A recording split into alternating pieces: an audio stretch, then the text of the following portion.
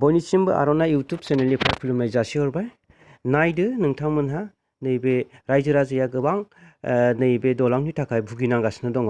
बियो जाहैबाय 30 नं सानजा क'क्राझार बियाबनि सिङाव हालादला बिसिडिसिनि सिङाव थानाय दलापारा आरो अन्थाइबारि गामिनि गेजेराव गोबां रायजो राजाफ्रा बे लामाजों थांलाय फैलाय खालामो आरो गोबां उन्दै उन्दै गथ'फ्राबो स्कुलफ्राव थांलाय फैलाय खालामो। बेहाय बे लामाजों नायनानै लादो गोबाव समनिफ्रायनो इलेक्सन समावनो बिटिआर सरकारा बे लामाखौ बे दालांखौ बानायनानै होगोन होननानै समायखिरा लादोंमोन परिबर्तन सरकारा, नाथाय दिनैसिमबो बिथांमोना मावनानै होनो हायाखै।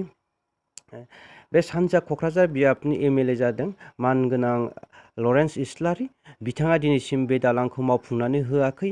बिथाङा इलेक्सन समावहाय बे दालांखौ मावफुंनानै होगोन होननानै समाय लादोंमोन आरो खोनानो मोन्दों रायजो राजानि खुगानिफ्राय बे दालांखौ माखासे थिखादारफ्रा सिख'लायनायनि जाहोनाव बिनि खामानिया पेन्डिं जानानै दङ होनना, नाथाय दिनैसिमबो बेखौ सरकारा बा बिटिआर सरकारा दासिमबो सल्भ खालामाखै। दा बिथांमोननि बेबायदि गाफिलथिनि थाखायनो रायजो राजाफ्रासो गोबां भुगिनांनानै दङ।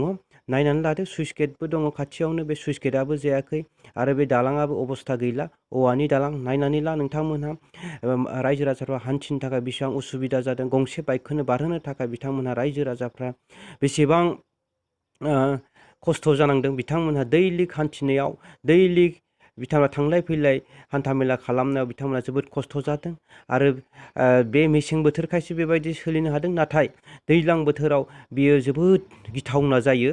नोंथांमोना निस्सय मोनथिगोन दैज्लां बोथोराव जोबोद गिथावना जायो बे जाथाया, नाथाय दानो जुदि मेसें बोथोरावनो बेबायदि जुदि अबस्थाबा दैज्लां बोथोराव मा जागोन। नायनानै ला नोंथांमोना गोबां सुबुंफ्रा बेजों थांलाय फैलाय खालामो, गोबां हौवा हिन्जाव आरो फरायसा फरायसुलिफ्राबो बे स्कुलाव थांलाय फैलाय हान्थामेला खालामनायाव गोबां उसुबिदायाव गोग्लैनानै दङ। बिनिखायनो जाहाथे बिटिआर सरकारा बेफोरखौ थाबैनो नायसनो आरो बे खामानिखौ थाबैनो मावफुंनानै होगोन होननानै रायजो राजाफ्रा आसा खालामगासिनो दङ।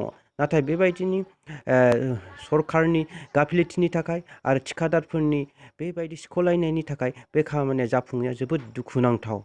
बेनिखायनो गोदान सरकार बा बिटिआर सरकारखौ मावफुंनानै होनो थाखाय रायजो राजाफ्रा बिथांमोना खावलायदों आरो थाबैनो जाहाथे बेखौ मावफुंनानै बे रायजो राजानि थाखाय सुबिदानि थाखाय खामानि मावगोन होनना रायजो राजाया फोरमायदों।